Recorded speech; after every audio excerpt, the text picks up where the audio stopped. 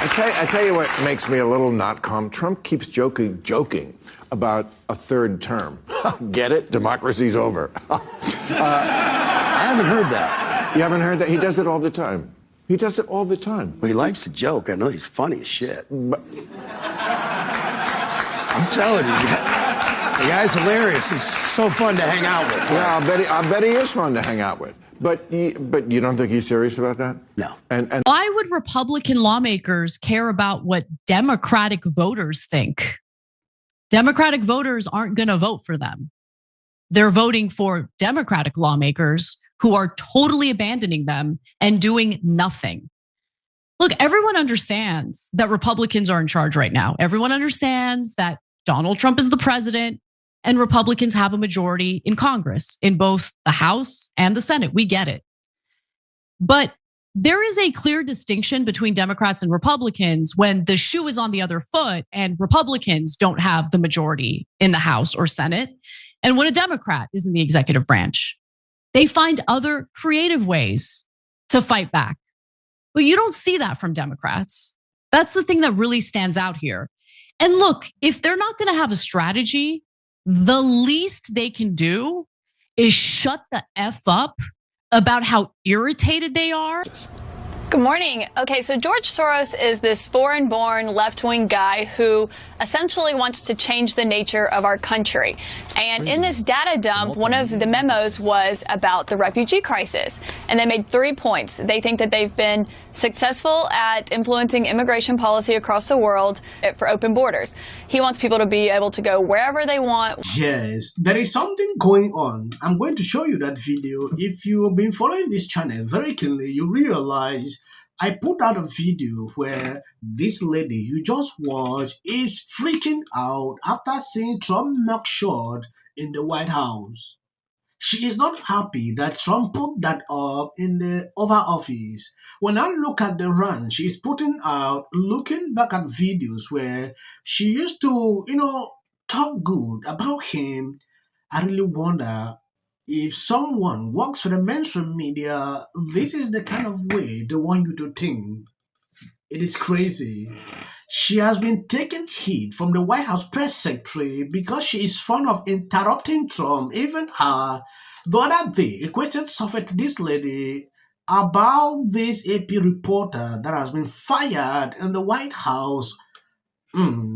She was shocked when this lady asked this. I don't know if you've seen this. I'm going to show you that video. White House official made the decision to bar the AP reporter from the Oval Office and the diplomatic reception room last night. Well, first of all, let me just set the record straight. It is a privilege to cover this White House. It's a privilege to be the White House press secretary. And nobody has the right to go into the Oval Office and ask the President of the United States questions. That's an invitation that is given.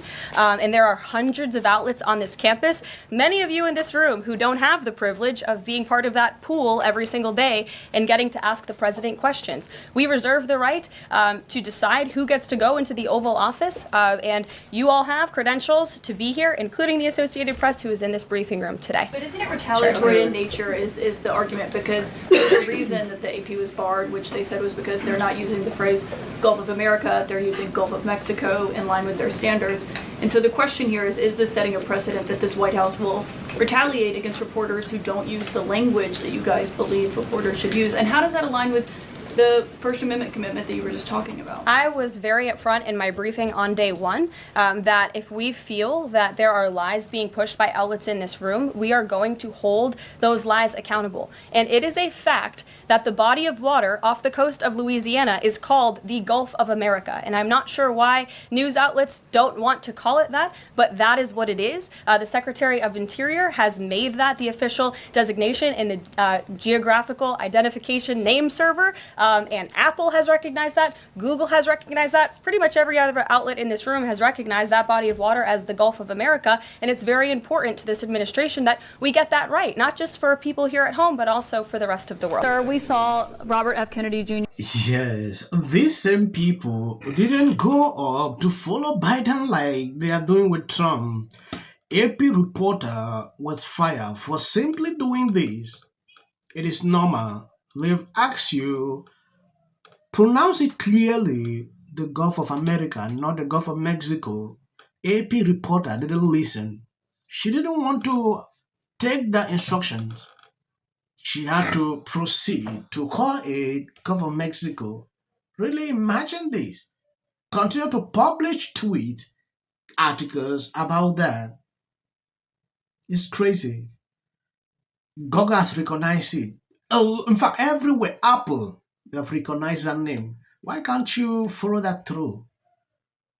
After you've been fired, I started hearing stories. This lady asking these questions, this is just one out of 20 that I've seen. We are still going to see some videos. Cabinet, sir, we saw Robert F. Kennedy Jr. get confirmed. He's going to come in here and be sworn in. Mitch McConnell has now voted against several of your nominees. He voted against RFK Jr. as the next health secretary, citing conspiracy theories. Joe Biden is a friend of CNN and Kaitlan Collins. It's the fact that the time that she chose to speak out, it was before she was called upon. I believe there is decorum when you're in the Oval Office meeting with the president, and there is a time to speak, and she sort of chose to violate that? And Kaitlan Collins should know that because she was a White House correspondent during the first Trump term. And then Joe Biden comes into office and suddenly she couldn't run from that room fast enough. But now she's back to hold the powerful accountable because Trump is back in. She's there to make herself the story. She is a recycled version of Jim Acosta. Look at me. No other reporter there jumped in to ask a question. Only Kaitlan Collins did because CNN wants to be a part of the story because that's worked so well for CNN to this point. Here's what I know. Since 4 years ago this time in 2021, CNN's primetime ratings, which include Kaitlan Collins' show, is down 85% from that time. No one trusts that network anymore. You can see how people are complaining about her. They are not happy. She wants to make sure that she should be on the news every single day. Oh, the president want to do this. Oh, she was rushing and interrupt. I watched a video circulating on social media where she's ranting about Trump mugshot. Fox News reacted to this. It is important. I show you that video. Take a look at this. We never had a U.S. president with a mugshot. I'm not sure we've ever had a mugshot hanging outside of the Oval Office before. But that is where President Trump has placed his from when he was indicted in Fulton County, Georgia, for his efforts to overturn the election. We learned a few days ago he has a framed cover of the New York Post with his mugshot just outside the Oval Office in what is known as the Outer Oval. Now, we discovered this when he was greeting the Indian Prime Minister. They were seated in chairs in front of the fireplace in the Oval, but just over the shoulder of his chief of staff, Susie Wiles, you could see the president's mugshot there as he has it framed. His aide and person who is his social media guru, really, Dan Scavino, posted a video of it saying, "Happy Valentine's Day" from the beautiful Oval Office. This has really become a rallying cry that Trump has used on the campaign trail. They've even put it on merch and sold it featuring his mugshot. And now it has a home outside the Oval Office. The story we have for you is just out. It was a photo that was taken yesterday in the Oval Office. So zoomed out, it just looks like an ordinary photo, right? You see the president there with Modi, the Secretary of State, just a meeting. But when you zoom in into that door, what you see captured in that red circle is the mugshot of President Trump.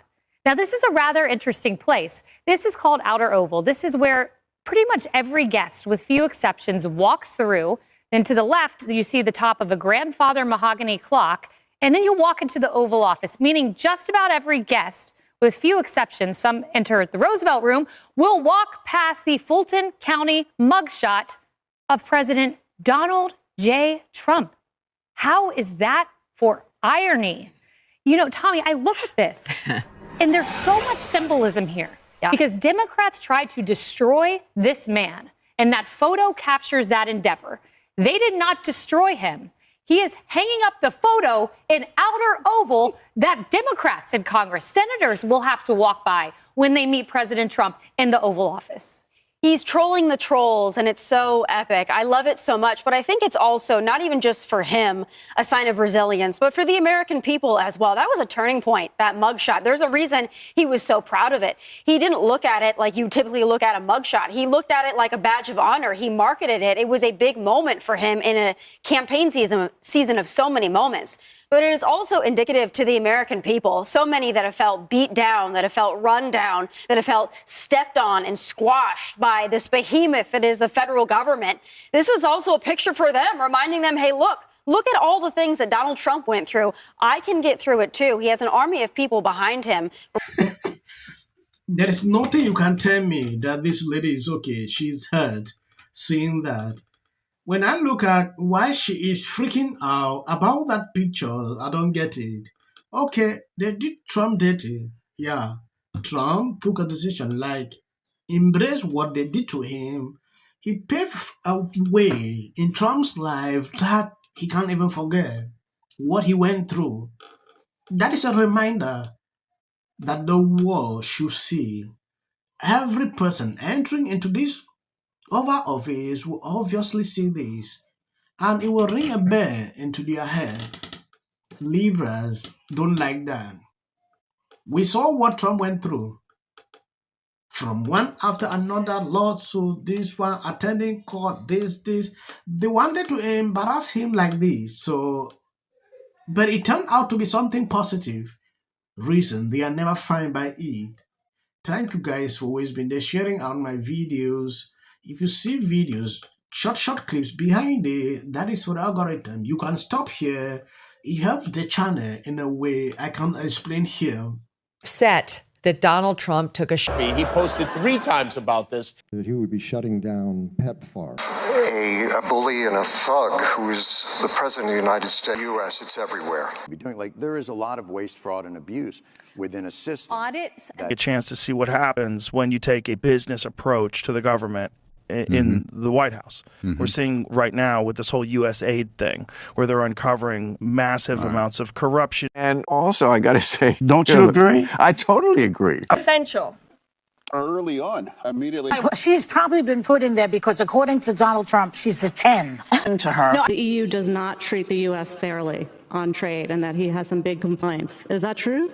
Right? And it doesn't mean that we should sit and pretend that it's suddenly okay, that this new presidency is just going to keep on keeping on. That is not the case. And awful things have happened. So and sparks move things. And it doesn't matter how much water you have. Future president and his gag are somebody in policy. The city of the Pacific Palisades is burning. And, I flew here last night. I was on a plane. You getting water to areas that need... He's been trained his whole life to do.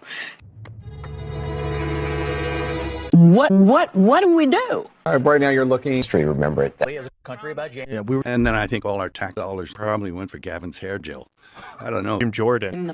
Josh Green, the governor. Watch news or talk. Now look, I have a lot of... The Democratic Party has about everything. The next department that appears to be on the chopping block is the Department of Education. Just earlier today, the biggest loser on Team Chiefs, literally right next to us was Taylor Swift. And then to the left was Donald Trump. My source tonight is one of the few people to see how President Trump and President Putin interact.